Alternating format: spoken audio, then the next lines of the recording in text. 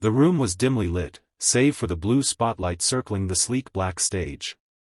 Centered between two podiums stood a tall moderator with the kind of frozen smile only a live broadcast could demand. On the left, Denzel Washington, clad in a fitted charcoal blazer, his eyes calm but burning.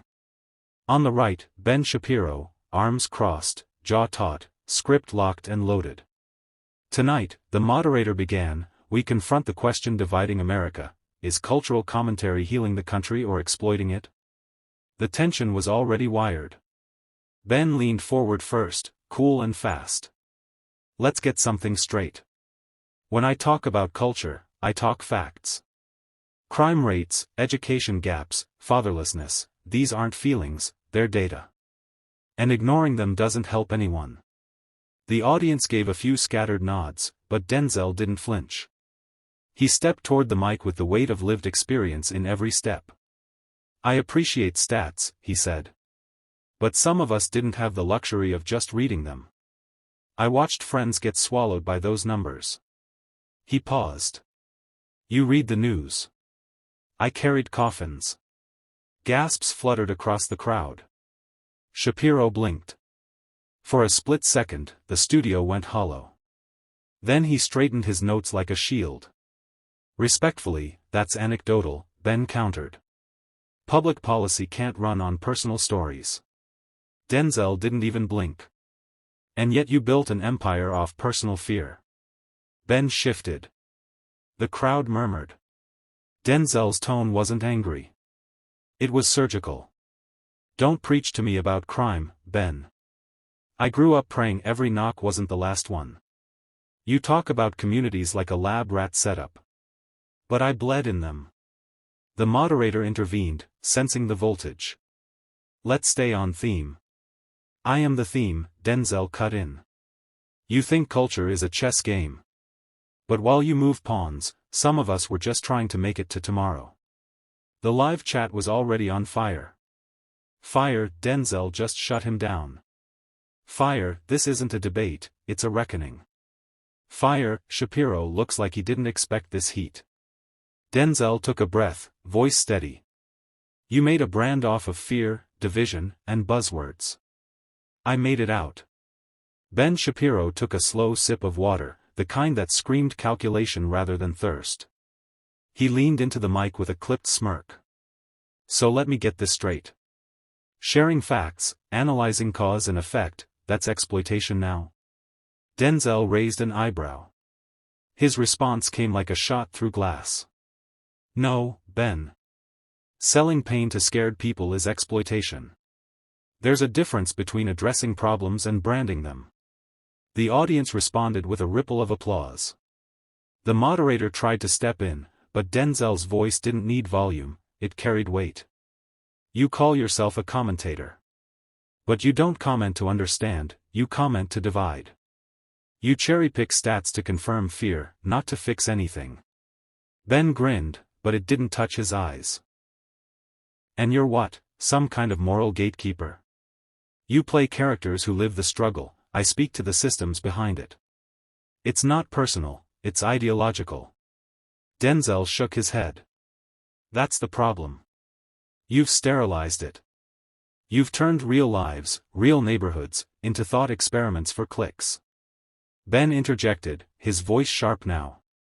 Real lives require real solutions, not emotional grandstanding. Denzel didn't flinch. Real solutions don't come from men who've never had to choose between rent and food. Boom. The silence following that line wasn't empty, it was full. Full of memories, full of viewers blinking hard at their screens, full of Ben recalibrating his next strike. You've made millions saying what's wrong with them without ever asking what happened to them, Denzel continued. And yet you parade as a truth teller. Ben chuckled dryly. I don't apologize for being honest. Denzel fired back. You're not honest. You're convenient. The audience gasped audibly. The moderator's hands twitched on his cards, but no one wanted to interrupt. This wasn't a panel, it was a fault line cracking open. And just like that, the debate had morphed. Not into a fight of talking points, but of worldviews. Denzel turned toward the camera, eyes locked. America's not broken because we feel too much. It's broken because people like you feel nothing. The feed cut to commercial, viewers barely noticed. The show returned from commercial break, but the tension hadn't reset, it had fermented. The audience was now pin-drop silent, leaning in with the intensity of courtroom jurors. Denzel's last words echoed like a gavel strike, people like you feel nothing. Ben Shapiro, visibly more alert, leaned forward. His tone was no longer smug, it was steel-wrapped. You want to accuse me of being cold? Fine. But I deal in logic, not grief theater. I respect data, not anecdotes. Denzel didn't blink. Anecdotes, he repeated. You mean people's lives? Their traumas? Their fathers in caskets and their kids in overcrowded schools? That's just set dressing to you. Ben cut in. I don't mock pain. But I refuse to let emotions override reason. You call it truth, I call it performance. Denzel stood up, not pacing, not posturing, just standing. A visual shift that said, I'm not here to entertain you. He looked down at Ben. You ever seen a mother scream into a morgue floor? I have. I didn't read it in a column, I didn't hear about it in a think tank, I was there. Ben stayed seated, shoulders stiff. I'm sorry for what you've seen, Denzel, truly. But tragedy doesn't excuse bad ideas. Emotion doesn't equal expertise. Denzel's voice dropped in volume but rose in intensity. You talk about expertise? Let me ask, have you ever been afraid to drive home because you matched a description? Ever buried someone who didn't even live long enough to vote? Ever worked 2 jobs and still came up short on medicine for your kid? Ben paused. That pause said more than a monologue. But his pride kicked in fast. No, I haven't. But that doesn't mean I can't analyze what causes those problems. It doesn't mean I'm not allowed to speak on them. Denzel nodded slowly. You're allowed. But don't confuse your right to speak with a license to twist. Then he dropped the line that would later go viral on every major platform. You built a brand on dissecting pain like it's academic. I built a life trying not to drown in it. A gasp. A murmur. A moment that felt too sharp for TV and too real for social media. The moderator, now sweating under the stage lights, glanced toward the producers. He knew, this was no longer a panel, it was a reckoning. Denzel sat down calmly. Say your piece, Ben. But remember, this isn't a chessboard. These are people. Ben adjusted his tie, more out of habit than nervousness. For the first time in the segment, he wasn't just defending his ideology. He was defending himself. And he knew it. You built a life in pain, Denzel. That deserves respect. But don't confuse pain with proof. I'm not here to win a sympathy contest. I'm here to talk about what actually works.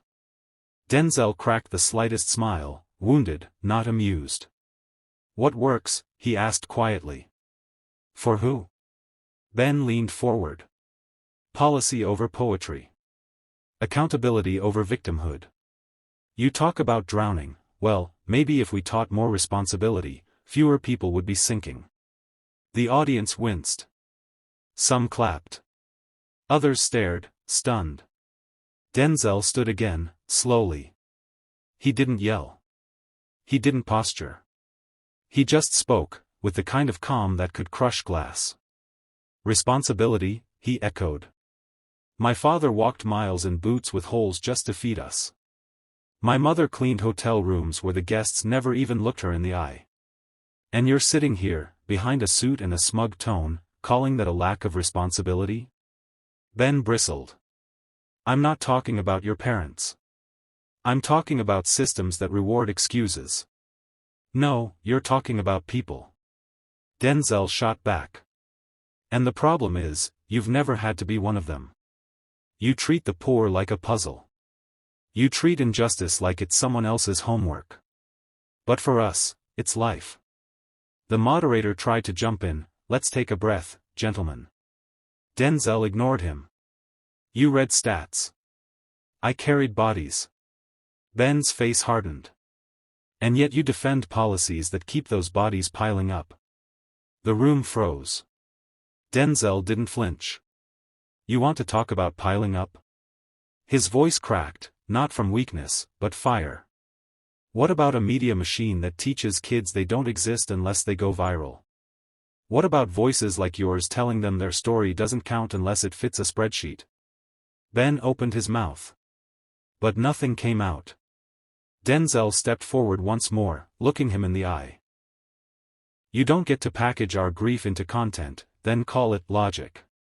Not today. The moderator finally cut in, shaking. We're going to take another break. But the crowd didn't move. Because nobody was watching a debate anymore. They were watching history unfold. When they returned from the break, the energy hadn't faded, it had calcified. The studio wasn't a set anymore. It was a battleground layered in silence, tension, and decades of unspoken weight. Denzel sat upright, hands folded. His expression unreadable. Ben, meanwhile, had traded his signature smirk for something tighter, calculated, defensive. The moderator cleared his throat. Gentlemen, let's. Denzel didn't wait. He leaned forward, voice low but resonant. You keep calling it policy. I call it a pattern. You know what's exhausting? Watching the same cycle repeat, every decade, just with sharper graphics and cleaner data. Ben responded fast. Cycles repeat because bad ideas survive. Government handouts, failing school districts, politicians who promise change and deliver dependency. Dependency? Denzel scoffed. You mean survival. You ever stood in a food bank line holding a crying kid while a volunteer hands you shame in a plastic bag? I've read the numbers.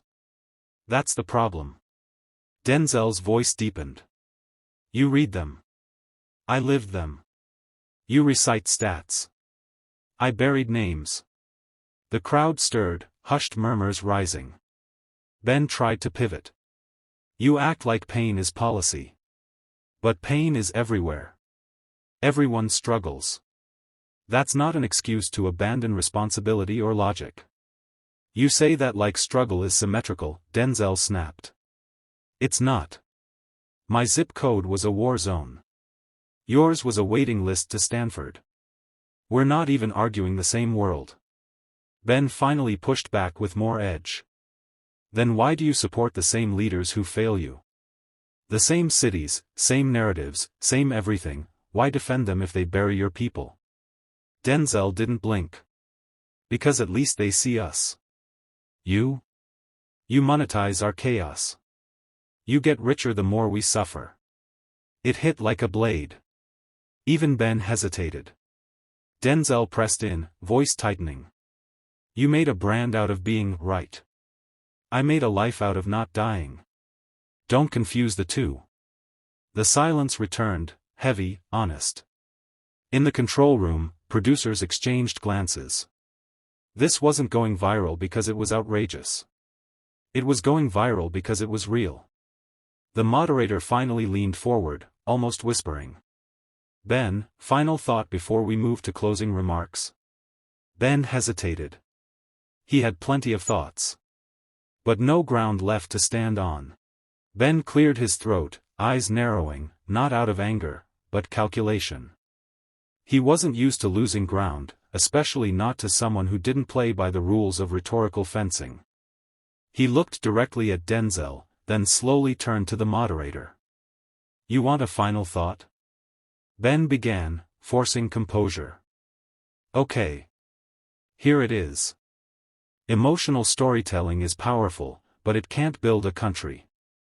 Pain is real, but it doesn't equal policy. If we legislate based on grief, we drown in chaos. Denzel didn't flinch. He didn't need to. Because the crowd did. A sharp exhale. A scoff. One woman near the back muttered, "Did he just say grief doesn't matter?" Ben caught it too. His jaw tightened, but he held firm. Facts are the floor. Without them, we all fall. That's not cruelty. That's clarity. Denzel finally stood. Not fast. Not dramatic. Just, grounded. He walked to the edge of his space, looked directly into the camera, then shifted back to Ben. No notes. No script. Just voice. You think pain is a distraction, he said, slow and certain. I think your detachment is the disease. Ben tilted his head, wary. Denzel stepped closer. You quote books. I quote funerals. You hide behind the data. I carry its aftermath. You want clean solutions to messy lives. But this country doesn't run on algorithms, Ben. It runs on people. And people bleed. The moderator attempted to intervene, but Denzel wasn't done. You keep preaching about the floor of facts. You ever think that maybe your facts are laid over our bodies? Boom. The studio stilled. Even the camera operators stopped adjusting. Ben opened his mouth, but nothing came. And that's when Denzel lowered his voice to a whisper, the kind that lands harder than a scream. You can build a podcast off rage. But don't build it off our graves. The final blow wasn't volume. It was precision. Ben sat down. Not defeated, just displaced. And for the first time in the entire exchange, he looked small. The audience didn't cheer. They just watched. Some in awe. Some in discomfort. All aware that something real had just unfolded. Something that couldn't be clipped into a meme. It had to be felt. Ben finally straightened in his chair, brushing off the blow. His eyes locked onto Denzel, and a slow, cold smirk formed. You're good, he said. You really are. But that's not a rebuttal, it's a monologue. And monologues don't fix broken systems. They just get applause. He paused. You want to talk about pain? Fine. But pain isn't policy, and you still haven't answered one question: what do you actually propose? The question landed hard, and a few in the audience leaned in, expecting Denzel to stumble. He didn't. I propose listening, Denzel said firmly. I propose that before we write the next bill, before we launch the next campaign, before we tweet the next stat, we shut up and listen. Ben scoffed. To who? To the people who never get a mic, Denzel snapped. To the kid who buries his father while the internet debates fatherlessness. To the mother working 3 jobs while you chalk up her situation to bad choices.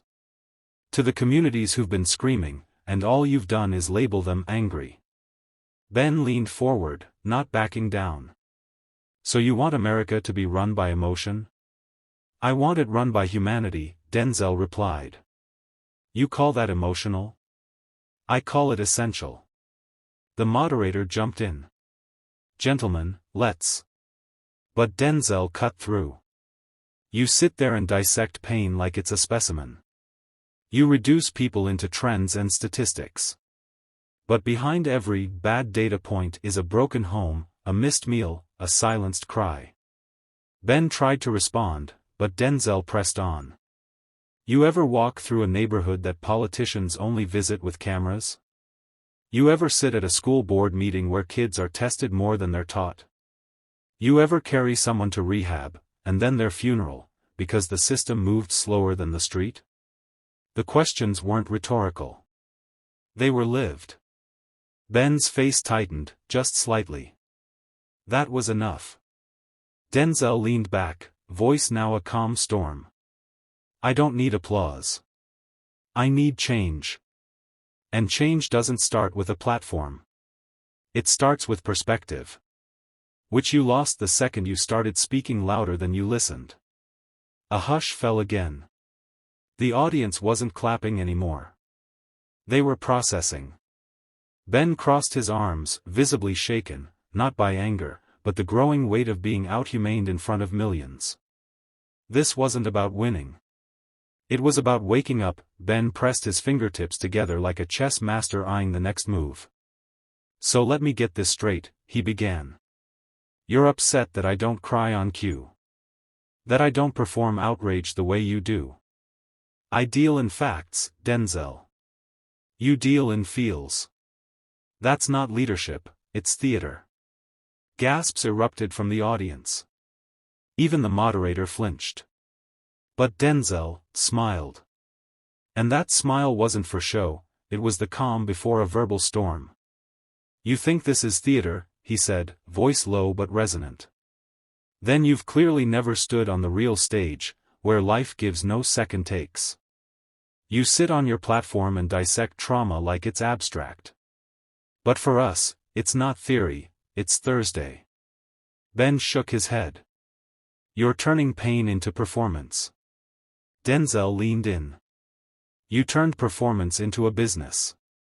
Let's not pretend, Ben. You built a brand on being the logical one, while conveniently ignoring the lives buried under the logic. The room froze. Let me tell you about branding, Denzel continued. I've buried friends who were labeled thugs before they even hit the ground. I've seen mothers get told their grief is statistical noise. You want to call that theater? Fine. But the only script I'm reading from is reality. Ben looked away for a second. Just a flicker. But it was enough. You say, facts don't care about your feelings, Denzel said, almost whispering. But maybe it's time you ask yourself why your facts are always weaponized against the same people. Why your logic has geography. That line cut deep. Ben tried to fire back, because facts are universal. But Denzel didn't flinch. So is suffering, he replied. But you only fact-check one side of it. The moderator attempted to pivot, clearly uncomfortable. But the audience didn't want escape. They wanted truth. And in that moment, truth had a voice, and it wasn't on Ben's mic. Ben's voice trembled, not from fear, but from sheer volume of pressure. The crowd wasn't booing, but they weren't nodding either. It was the silence of someone who'd just been handed the unvarnished truth, and didn't know where to place it. I don't apologize for caring about order, Ben said, trying to reclaim his ground. You call it selective logic, I call it responsibility. Denzel stood still, almost too still. Responsibility, he echoed. You mean like the silence after a wrongful arrest? Or the pundits who vanish when a mother begs for justice?